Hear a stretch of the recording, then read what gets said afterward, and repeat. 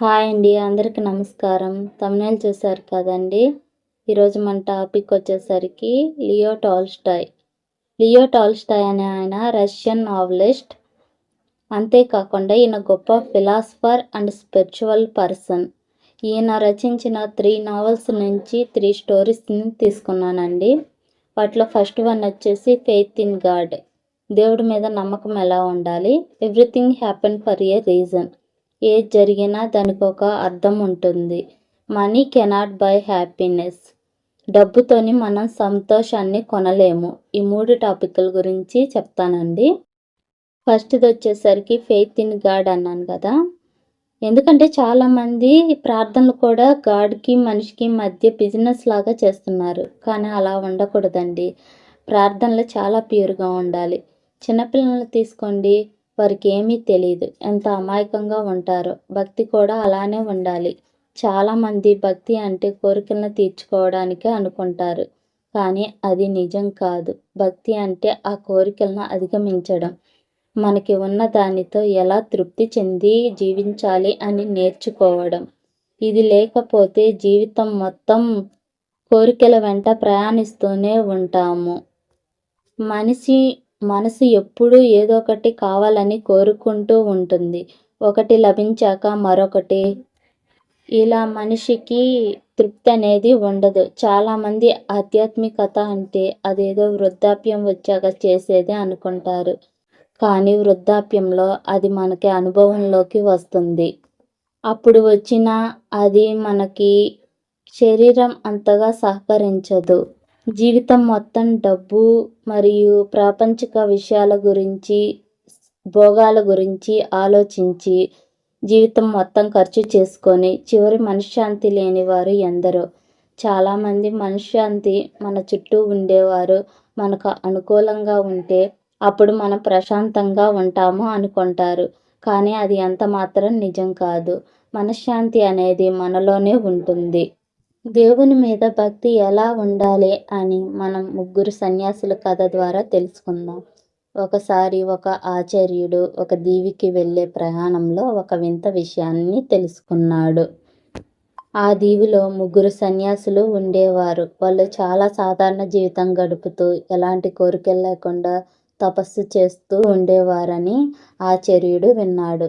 అది విన్న తర్వాత ఆచార్యుడు ఆశ్చర్యపోయి అడిగాడు, మీరు దేవుణ్ణి ఎలా ప్రార్థిస్తారు? సన్యాసులు నవ్వుతూ చెప్పారు, ఓ దేవుడా, మేము 3 మా 3 నీవు కాపాడుతూ ఉండు అని మేము ప్రార్థన చేస్తామని చెప్పారు. ఆచార్యుడు ఆశ్చర్యపోయాడు. ఇది సరి అయిన ప్రార్థన కాదు. నేను ప్రార్థన నేర్పిస్తాను, నేర్చుకోండి అని నేర్పించడం ప్రారంభిస్తాడు. ఓ ప్రభువా, మొత్తం నీ చిత్తం అని సన్యాసులకు ప్రార్థన నేర్పించాడు. ఇలా సన్యాసులు ప్రార్థన నేర్చుకున్నారు. ఆచార్యుడు తన ప్రయాణాన్ని తిరిగి కొనసాగించాడు. రాత్రి సమయం. ఆచార్యుడు ఓడలో ప్రయాణిస్తూ సముద్రం వైపు చూస్తూ ఉన్నాడు.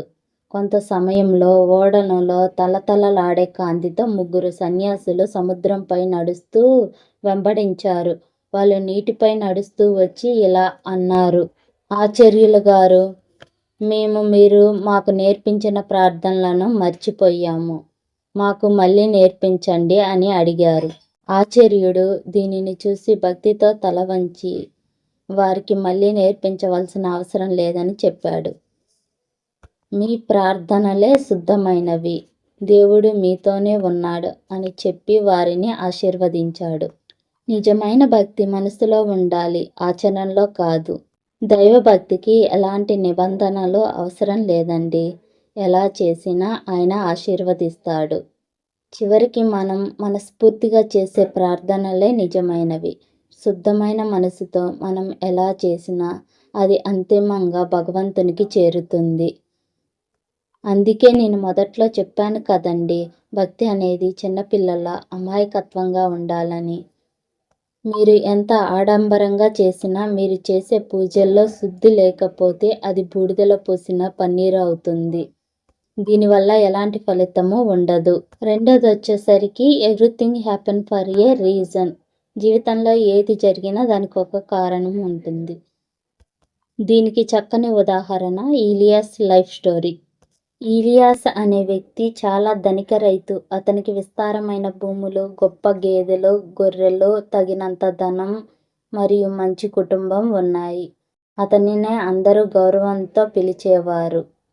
అయితే కొన్ని రోజులకు కాలం మారింది. ఈలియాస్ పంటలు నష్టపోయాయి.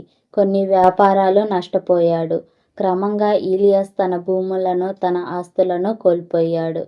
చివరకు తను పూర్తి పేదవాడిగా మారిపోయాడు. ఈలియాస్ ఇప్పుడు తన భార్యతో కలిసి కేవలం ఒక చిన్న ఇంట్లో కొద్దిపాటి పనితో జీవించవలసి వచ్చింది. కానీ అతడు ఎప్పుడూ దేవుని మీద నమ్మకం కోల్పోలేదు. ఒకరోజు ఒక ధనిక వ్యాపారి ఈలియాస్ను కలుసుకొని ఇలా అడిగాడు. ఈలియాస్, నువ్వు ఒకప్పుడు గొప్ప ధనవంతునివి, ఇప్పుడు పేదవాడివి. నీకు ఎలా అనిపిస్తుంది? ఈలియాస్ చిరునవ్వుతో ఇలా అన్నాడు.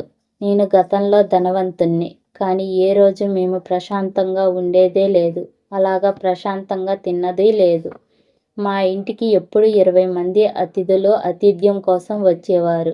వారికి ఎలాంటి లోటు ఉండకూడదని వారి గురించి ఆలోచించి వారి కోసం మేము మా టైంను మరియు శక్తిని ఉపయోగించి వారికి ఎంతో రుచికరమైన భోజనాలు తయారు చేస్తూ ఉండేవాళ్ళం.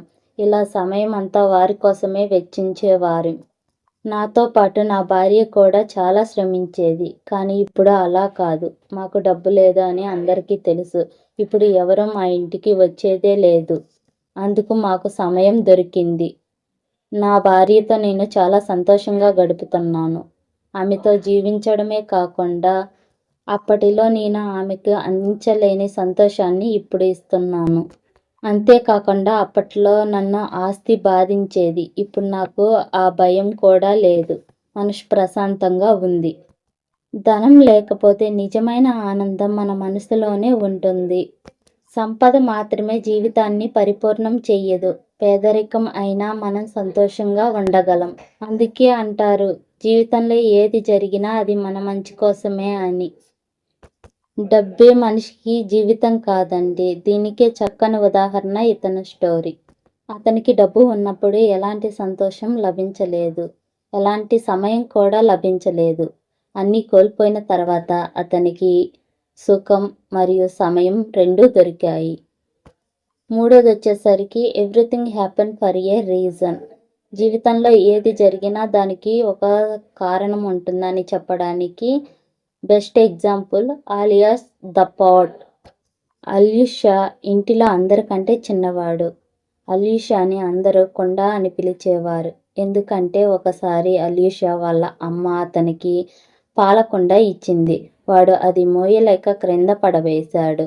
అప్పుడు వాళ్ళ అమ్మ అతన్ని చితక్కొట్టింది. దాంతో అక్కడ ఉన్న వాళ్ళంతా నవ్వుతూ వాడిని కుండ అని పిలవడం మొదలుపెట్టారు. అల్యూషా బక్కగా చిన్నగా ఉంటాడు. అల్యూషా ఒక పేద కుటుంబానికి చెందినవాడు. అతను చిన్నతనంలోనే చదువుకునే అవకాశాన్ని కోల్పోయాడు.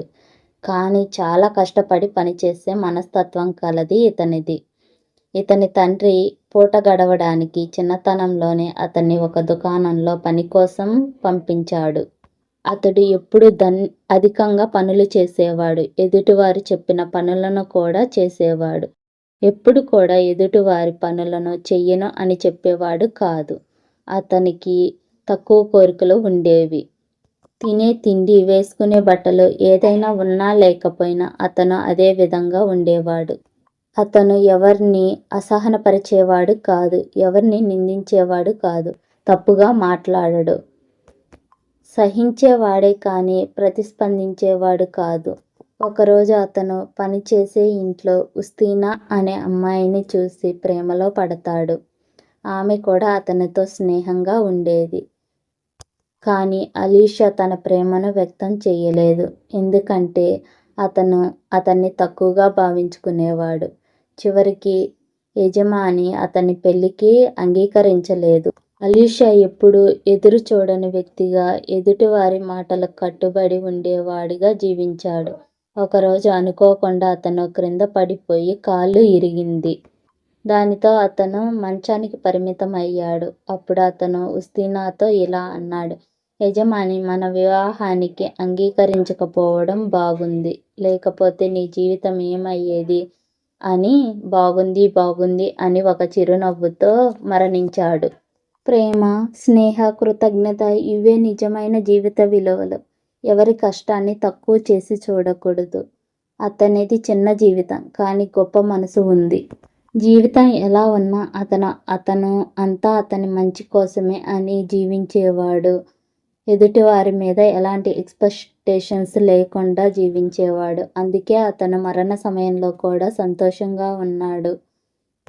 ఇలా లియో టాల్స్టాయ్ రచించిన రచనలు భక్తి, ప్రేమ, సేవ, సంతృప్తి, మనశ్శాంతి అనే వాటి గురించి చాలా గొప్పగా వివరించడం జరిగింది. అంతేకాకుండా లియో టాల్స్టాయ్ నిజ జీవిత గాథ చాలా బాధాకరంగా ఉంటుంది. ఎన్ని గొప్ప రచనలు చేసినప్పటికీ అతని నిజ జీవితం మాత్రం అతనికి అనుకూలంగా లేదు. అందరి జీవితం ఒకేలా ఉండదు అనడానికి ఇతని జీవితము నిదర్శనం.